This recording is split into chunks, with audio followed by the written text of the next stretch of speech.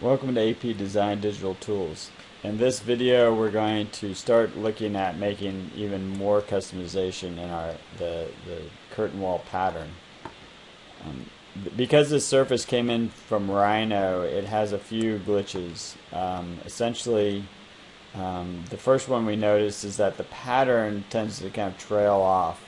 Instead of kind of seamlessly transitioning from this surface, this edge to that edge, kind of tweening between them, fanning out as it were, it's just kind of tapering off.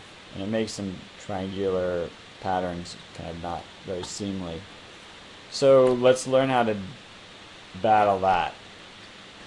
So to battle that, let's go into the custom mask.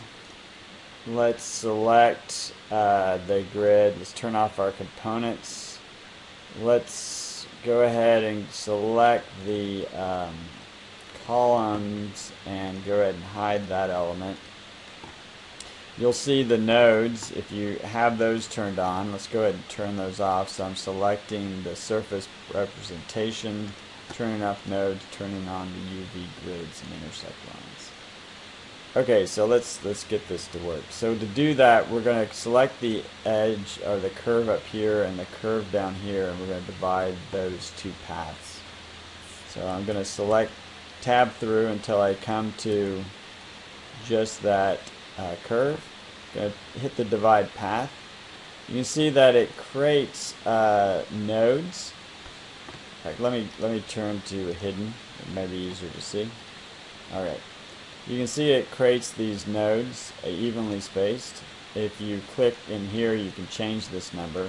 I'm going to leave it 6. I would expect you guys to actually edit that maybe down to 12 or 10, something that it makes the panels look not so big, because this is going to make a huge panel, and we want something that is a little bit more respectable in scale. But for now, we'll do 6. I'm going to do the same down here until I get to that divide path.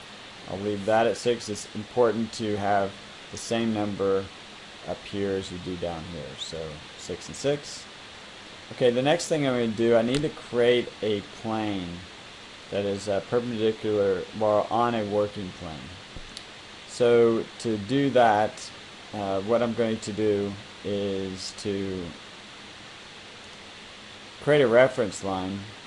And you can see right here, you're probably on surface. You want to change that to draw on work plane, and you want to set that to be some perpendicular surface. So whether it's this edge here or that one right there. My void form happens to be perpendicular facing me. This edge might work, but I'm going to click on that. And so now when I select to create my reference plane, you can see that it's not snapping to the point, although you do want to have 3D snapping checked. It's actually snapping back to where that point would be projected onto this work plane. So it's maybe easier to see there. So I'm going to go and click, and at this point you might get kind of bogged down into visual discrepancies. So I just kind of get it kind of more elevational and just click through the points. So that's creating a plane on that work plane that would go through these points. And say OK. Alright, now we select the grid, say intersects. Instead of intersects list, we'll go intersects. To make sure this works, or it doesn't have two grids going, we're going to set the V grid to 1, I think. Yeah, set that to 1, and then go through and hit intersect, and go through and click by holding the control key down those various planes, say finish.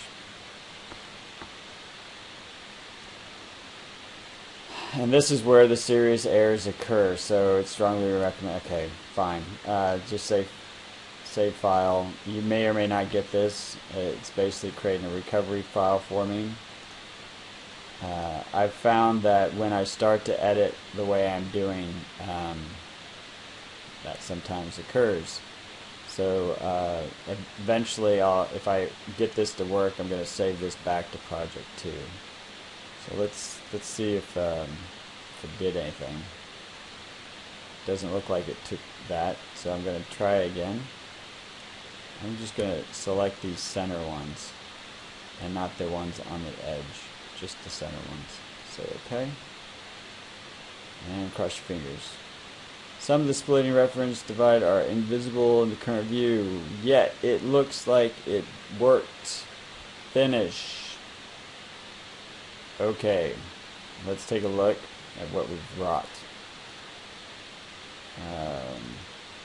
Let's get back into it, turn on the components. We might go ahead and turn on, we'll finish that.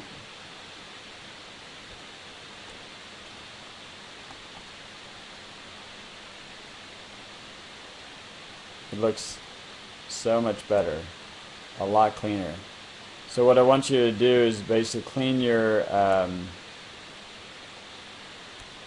pattern up and apply all the components to it, and there you go. A couple of things that I've noticed, once we did the custom division, we're going to need to add on our columns back into the, so we're just going to need to go to create component and add these on it. Once you change the divisions, it loses that connection. So we'll have to make sure that our nodes are on.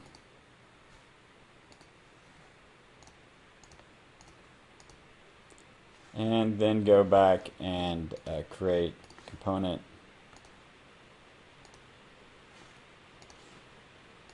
Select it, flip it,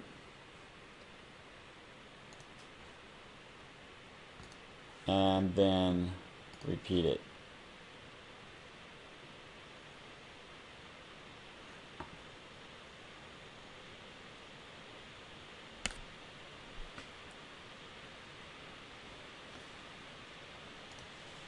So it doesn't seem to have populated.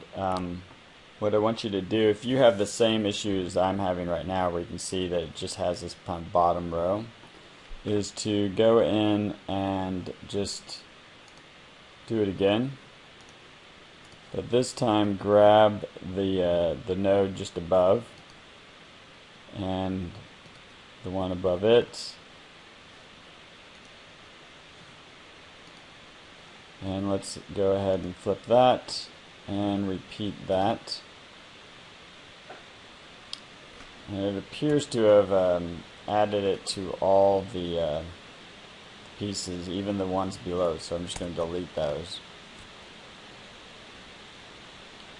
Okay, also noticing that we may or may not want these ones on the corner. If you're like me and you have a 90-degree corner there, these kind of get in the way. So the only way to mess with this, and you want to have your grid kind of solid and complete and done, is that you want to select them and remove repeater. And essentially that allows them to be individual components. And then we're just going to turn the visibility off.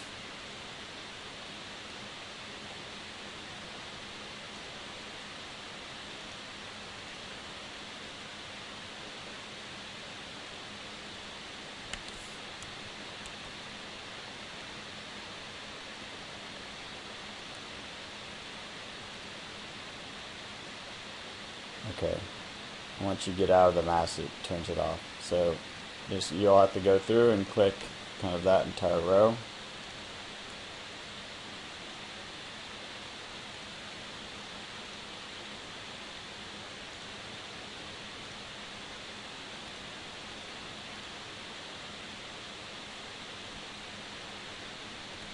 Alright, looks pretty good.